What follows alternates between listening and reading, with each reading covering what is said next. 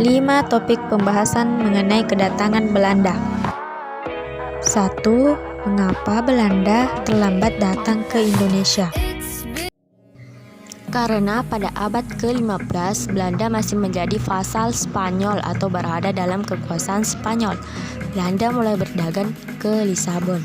Tetapi pada saat Portugis berada di bawah kekuasaan Spanyol, maka Belanda dilarang lagi berdagang di Lisabon.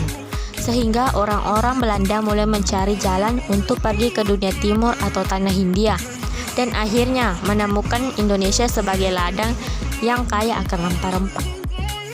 Kedua, apa alasan Belanda datang ke Indonesia? Alasan Belanda masuk ke Indonesia awalnya hanyalah untuk berdagang rempah-rempah.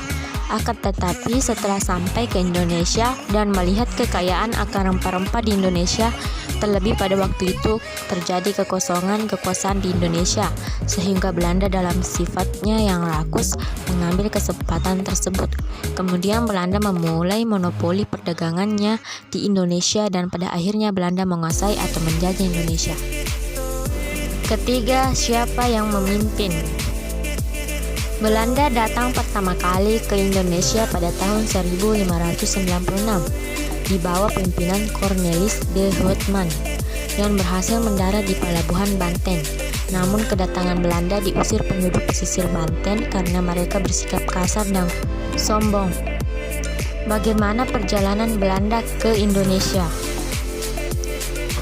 Awal kedatangan bangsa Belanda pada bulan April 1595. Belanda memulai pelayaran menuju Nusantara dengan 4 buah kapal di bawah pimpinan Cornelis de Houtman.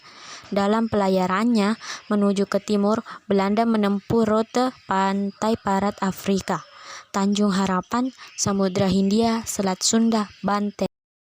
Terakhir, apa yang dilakukan Belanda di Indonesia? Saat di Indonesia, Belanda ingin menguasai semua yang ada di Indonesia, seperti hasil perkebunan, pertanian, dan lain-lain.